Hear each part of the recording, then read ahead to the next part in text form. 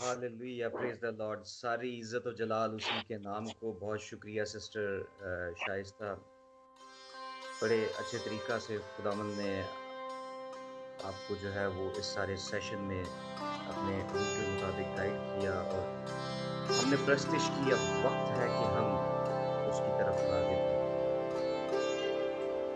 एक बड़ा ही खूबसूरत ज़बूर अभी ब्रदर शाहिद ने जो है वो गाया था कि जदों पुकारा मैं यहोवा मैं पुकारदा हाँ, मेरे वल तू छेती आ, जदों पुकारा मैं तेनू खुदाया, सुन ले मेरी गल कान ला।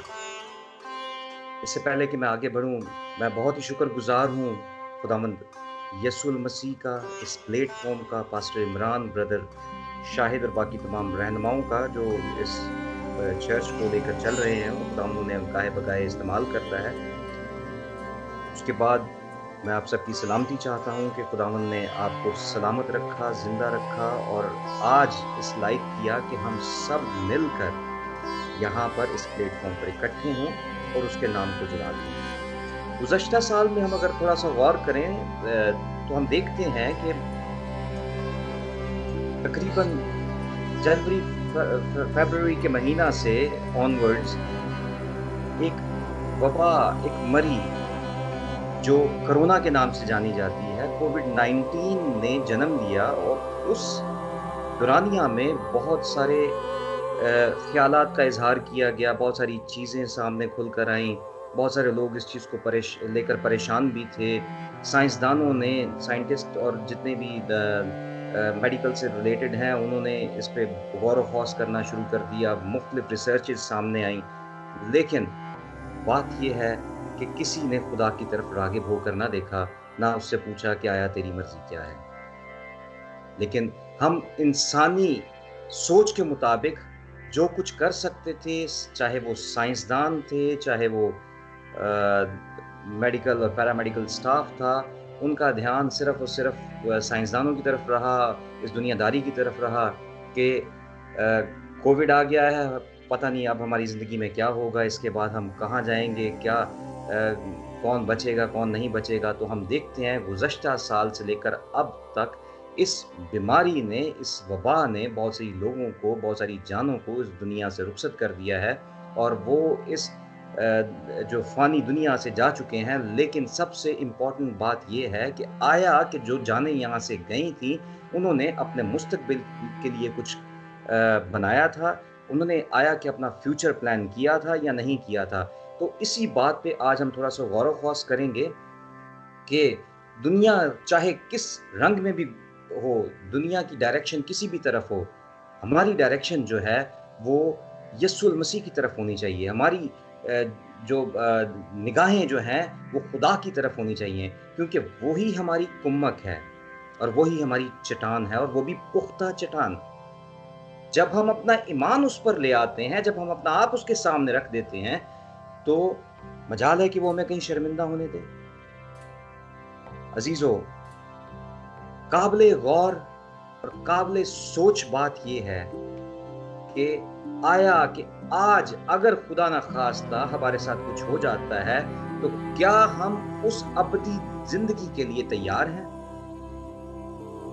या गुज़श्ता साल जो कोविड-19 ने जन्म लिया था, वो तकरीबन हर दिन, हर हफ्ता, हर महीना कोई नई चीज़ लेकर सामने आता रहा और यहाँ तक कि डिस्कशन जो है वैक्सीनेशन तक पहुँची कि जी अब इसकी वैक्सीनेशन आएगी तो फिर ही सिक्योर है और हम उसके बाद सिक्योर हो सकते हैं।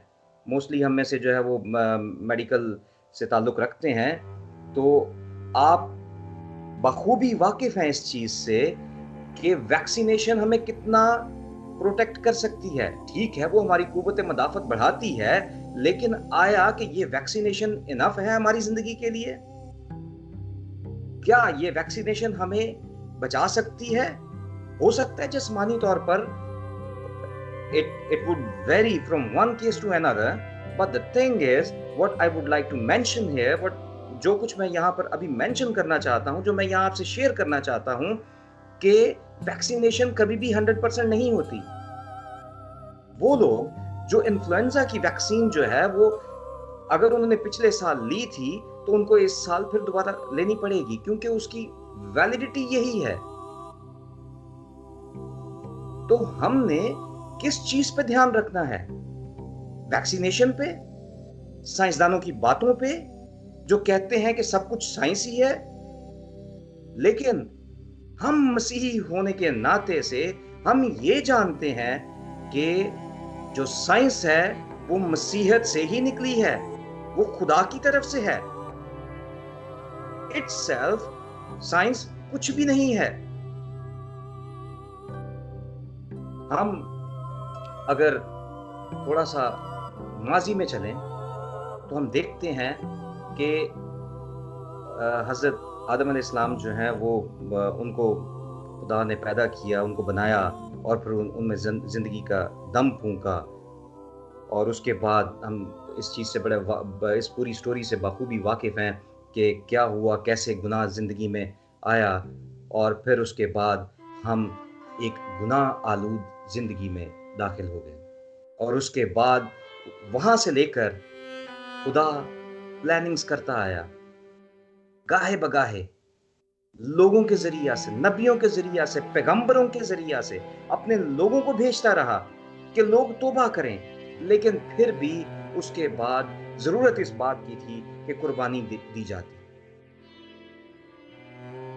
اب وہ قربانی جو تھی وہ صرف ایک وہی شخص دے سکتا تھا جو کہ خدا کی طرف سے ایک پلاننگ میں تھا، جس کی ہم بہت ساری پیشین گوئیاں پرانے عہد نامے میں بھی دیکھتے ہیں، اور اس کے بعد وہ پیشین گوئیاں جو ہیں وہ ہم دیکھتے ہیں کہ نئے عہد نامہ میں پوری ہوتی ہوئی دکھائی دیتی ہیں۔ پھر خدا نے فائنلی وہ بندہ بھیجا جو کہ ہمیں ان تمام گناہوں سے آزاد کر سکتا تھا، لیکن اس کے لیے بھی ایک پروسیس تھا۔ کیا کوئی ویکسینیشن ہمیں کسی گناہ سے آزاد کر سکتی ہے؟ نہیں، اس کے لیے خون کی ضرورت تھی۔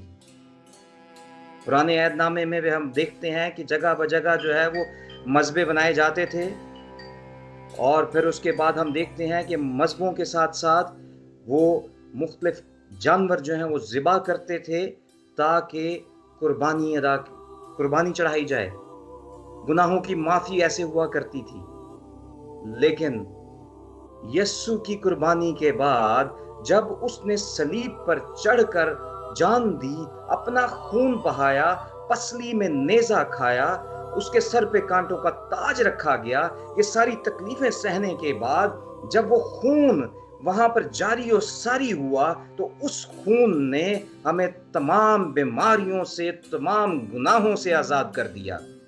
یہ تھی وہ ویکسینیشن جسے ہمیں لینے کی ضرورت ہے، نہ کہ ہم آج کے دور میں اس ویکسینیشن کے پیچھے بھاگتے پھریں جو کہ دنیا داری کی ویکسینیشنز ہیں، اور جو کہ 100% ہمیں کسی بیماری سے بچا بھی نہیں سکتی۔ تو کرنا کیا ہے ہمیں کہ ہمیں اس خون کو لینا ہے۔ آئیے ہم ذرا خدا کے زندہ کلام کی طرف بڑھیں، اور یہاں پر ہم دیکھیں گے، اگر ہم نئے عہد نامہ میں عہد جدید میں پولس رسول کا خط رومیوں کے نام اور اس کا 5واں باب جس کی 8ویں اور 9ویں آیت، جس میں کچھ یوں مرقوم ہے، لیکن خدا اپنی محبت کی خوبی ہم پر یوں ظاہر کرتا ہے کہ جب ہم گناہگار ہی تھے تو مسیح ہماری خاطر موا۔ کیا ہوا جی؟ مسیح ہماری خاطر موا۔ کیوں؟ کیونکہ ہم گناہگار تھے، اس نے کوئی گناہ نہیں کیا تھا، لیکن ہمارے گناہوں کے سبب سے اسے اپنا خون بہانا پڑا تاکہ ہم ان تمام کرمزی گناہوں سے آزاد ہو جائیں، ہم ان بیماریوں سے آزاد ہو جائیں جو کہ ہمیں گناہ کی طرف لیے جاتی ہیں۔ پس جب ہم، آگے 9ویں آیت میں کچھ یوں لکھا ہے، پس جب ہم اس کے خون کے باعث اب راست باز ٹھہرے تو اسی کے وسیلہ سے غضب الہی سے ضرور بچیں گے۔ کلام کے پڑھے اور سنے جانے پر خدا کی برکت ہو۔ دیکھیں کیا ہی خوبصورت بات ہے کہ خدا نے ایک ایسا پلان ہمارے لیے تیار کیا، اس نے ایک ایسا منصوبہ ہمیں دے دیا جس کے وسیلہ سے हम अगर जिस्मानी ज़िंदगी से, ठीक है जिस्मानी तौर पर हमें इस दुनिया में रहना है, हम सारी बातों को देखते हैं, सुनते हैं, लेकिन उन सब पे हावी और उन सब से बालातर एक ही चीज़ है, और वो है रूहानी ज़िंदगी। जब स्पिरिचुअल ज़िंदगी में हम कामयाब हो जाते हैं, जब हम स्पिरिचुअल ज़िंदगी में अपने आप को खुदा के हजूर में रखते हैं और बढ़ोतरी की तरफ बढ़ते हैं, तरक्की पाते हैं रोज़ बरोज़, तो क्या होता है कि खुदा फिर हमें हर किस्म के गुनाह से, हर किस्म की बीमारी से, चाहे वो वबा की सूरत में हो, चाहे वो मरी की सूरत में हो, चाहे वो लोग मर रहे हों, लेकिन खुदा हमें आज़ाद करने की कुदरत रखता है, वो हमें बचाने की कुदरत रखता है, वो हमें बचाता है, वो हमें छुड़ाता है, ताकि हम उसके हजूर में पाकीज़ा तौर पर आएँ, ताकि हम पाक तौर पर उसके सामने आने वाले हों। लेकिन ज़रूरत किस बात की है कि वो वैक्सीनेशन जो यस्सु ने हमारे लिए उस सलीब पर, वो खून जो हमारे लिए बहा दिया था, उसको अपने अंदर लें। जब हम उस खून को ले लेते हैं तो किसी किस्म का एनीमिया हमारे अंदर नहीं रहता, हम बिल्कुल पाक और साफ हो जाते हैं। और खुदा का जब खून हम अपने अंदर लेते हैं तो क्या होता है कि उसके बाद फिर हम रूहानी जिंदगी में आगे बढ़ना शुरू हो जाते हैं। और जब हम खुदा के खून को ले लेते हैं तो क्या होता है कि फिर जब हम अब जिस्मानी तौर पर देखें तो अगर किसी को खून की कमी हो, जिसे हम अपना मेडिकल टर्म में एनीमिया से टर्मिनोलॉजी यूज़ करते हैं, तो एनीमिया जिसको हो तो उसको या तो कोई रिप्लेसमेंट दिया जाता है ड्रग्स की सूरत में, या फिर क्या होता है कि उसको खून की बोतल चढ़ाई जाती है, ट्रांसफ्यूज की जाती है, ताकि उसकी जो कमी है खून की वो पूरी हो जाए। तो हमें ऐसा करने की ज़रूरत नहीं है। क्या करना है कि हम उसके खून को अपने अंदर लेना शुरू करें। तो जब हम उसके खून को अपने ऊपर लेना शुरू करेंगे तो क्या होगा कि खुदा जो जिंदा है, जो मुर्दों में से जी उठा, एक वाहिद वही हस्ती है, एक वाहिद वही नाम हमें बख्शा गया है जो जिंदा है और जो हर काम को करने की कुदरत रखता है। तो जब हम उसकी तरफ राग़िब होते हैं तो फिर हमारी जिंदगी में दुआ का सिलसिला जारी होता है। जब दुआ आ जाती है तो ऑटोमेटिकली क्या करते हैं हम कि हम खुदा के ऊपर खुदा के कलाम को सुनना शुरू कर देते हैं। जब खुदा के कलाम को सुनना शुरू कर देते हैं तो ईमान हमारा बढ़ता है। हम बहुत सारी गवाहियां लेते हैं, हम बहुत सारे लोगों के बारे में सुनते हैं कि वो यस्सु में बढ़ रहा है, उसके साथ खुदा इतना काम कर रहा है, उसके वसीला से खुदा काम कर रहा है। देखिए, खुदा वसाइल ज़रूर पैदा करता है, खुदा ने अपना काम किसी ना किसी के वसीला से ज़रूर करना होता है, वो अपने लोगों को तैयार करता है, लेकिन उस तैयारी से पहले उस खून से पाक होने की ज़रूरत है। जब हम उस खून को ले लेते हैं तो वो खून जो हमें किरमजी गुनाहों से आज़ाद कर देता है, जो बिल्कुल पाकीज़गी की तरफ ले जाता है, जब हम उस खून को अपने अंदर ले लेते हैं तो हम बेऐब हो जाते हैं। और जब हम उस खून के वसीला से बेऐब होते हैं तो हम रास्तबाजी की तरफ बढ़ते हैं। और जब रास्तबाजी हमारी ज़िंदगी में आती है तो ऑटोमेटिकली खुदा हमारी ज़िंदगी से नज़र आना शुरू हो जाता है। और जब खुदा हमारी ज़िंदगी से नज़र आता है तो फिर लोग जान लेते हैं कि ये वही शख्सियत है, ये वही हस्ती है जिसमें खुदा का खून और खुदा का रूह काम करता है, उसका पाक रूह हमारे अंदर है। और जब हम उसके पाक रूह को अपने अंदर ले लेते हैं तो उसके बाद फिर हमें इन दुनियादारी की बातों से परेशान होने की ज़रूरत नहीं है, इन दुनियादारी की बातों से हमें घबराने की ज़रूरत नहीं है। अब वो वक्त नहीं है कि हम किसी मज़ार पे जाएं और जाके वहाँ पे अपनी दुआएं जो भी मुख्तलिफ तरीक़ा से, मुख्तलिफ अंदाज से वो मन्नतें मानते हैं, जाके कहीं पे ताला लगाते हैं, कहीं पे जाके वो रस्सियाँ बांधते हैं, किसी दरख्त के नीचे जाके कोई ना कोई वो पत्थर रख के आ जाते हैं। तो ये मुख्तलिफ किस्म के बिलीव्स हैं। हम इन सब से आज़ाद हैं, हमें इनकी तरफ राग़िब होने की ज़रूरत नहीं है, क्योंकि हमारा खुदा ज़िंदा है, वो हमारी दुआओं पर कान लगाता है, वो हमारी दुआओं को सुनता है और वो जानता है कि हम किस चीज़ के मोहताज हैं। लेकिन वो ये चाहता है गो कि वो हमारी सारी ज़रूरतों से वाकिफ़ है। वो चाहता है कि हम अपना मुंह खोलें और उसके सामने अपनी हर बात का इकरार करें, उसे बताएं कि हम क्या चाहते हैं, उसे बताएं कि हमारी ज़रूरियात क्या हैं, उसे बताएं कि हम उससे कितना प्यार करते हैं। ये है कम्युनिकेशन उसके और हमारे दरमियान, क्योंकि communication it's not a one way process. Communication जो है वो टू वे प्रोसेस है। جس میں سینڈر اور ریسیور کا ہونا بہت ضروری ہے. تو جب تک ہم اپنا میسج اس کو نہیں انکوڈ نہیں کرتے، وہاں سے میسج ڈیکوڈ ہو کر نہیں آتا. میرے عزیزو، جو غالباً جس بات کو آج میں آپ کے سامنے رکھنا چاہتا ہوں اور جس چیز پہ میں آج آپ کو میں پوائنٹ آؤٹ کرنا چاہتا ہوں، جس چیز کی طرف میں آپ کو آمادہ کرنا چاہتا ہوں، وہ یہ ہے کہ جیسے میں نے آپ کو ویکسینیشن کی ایک مثال دی ہے، اسی طرح آپ روحانی زندگی میں جو ہماری ویکسینیشن ہے وہ خدا کا لہو ہے. اب وہ ہماری روحانی قوت مدافعت بڑھاتا ہے. جب خدا کا لہو جو ہے ہمارے چوگرد باڑ لگا لیتا ہے، جب اس کا روح ہمیں ہماری سہایتا کرتا ہے، جب خون اس کا ہماری زندگی میں جاری و ساری ہو جاتا ہے، تو ریزسٹنس پاور آٹومیٹکلی ڈیمنز کی طرف ان کی مقابلے میں زیادہ بڑھ جاتی ہیں. کیونکہ پھر خدا کا لہو ہمیں بچاتا ہے، خدا کا روح ہمیں ان تمام اس کے ہیلے بہانوں سے، اس کے ہتھیاروں سے ہمیں بچاتا ہے. وہ کسی بھی صورت میں ہو سکتے ہیں، وہ چاہے شیطانی تاثیر کسی بھی انداز میں ہمارے پر اٹیک کر سکتی ہے. وہ جیسے کوئی بھی گناہ ہو، چوری ہو، جھوٹی گواہی ہو، کسی کے ساتھ جھوٹ بولنا ہو، ہم کسی چیز کا لالچ اپنی زندگی میں رکھیں، کوئی زناکاری کی بری روح ہو، یا اس کے علاوہ کوئی اور بہت ساری روحیں ایسی ہیں جو شیطان کی طرف سے ہیں. وہ جب کسی بھی خدا کے بندے کی طرف راغب ہوتی ہیں تو خدا کا لہو جو ہے وہ کیا کرتا ہے کہ اس کی فوج جو ہے اس فوج کے خلاف کام کرتی ہے جو شیطانی ہوتی ہیں، اور پھر وہ ہمیں ہر لحاظ سے، ہر بیماری سے، ہر دکھ تنگی تکلیف بیماری سے بچاتا ہے، اور اس کے بعد ہمیں ابدی خلاصی بخشتا ہے. گو کہ اس نے صلیب پر چڑھ کر وہ لہو بہا دیا ہمارے لیے اور ہمیں ابدی خلاصی بخش دی، ہمیں بالکل آزاد کر دیا.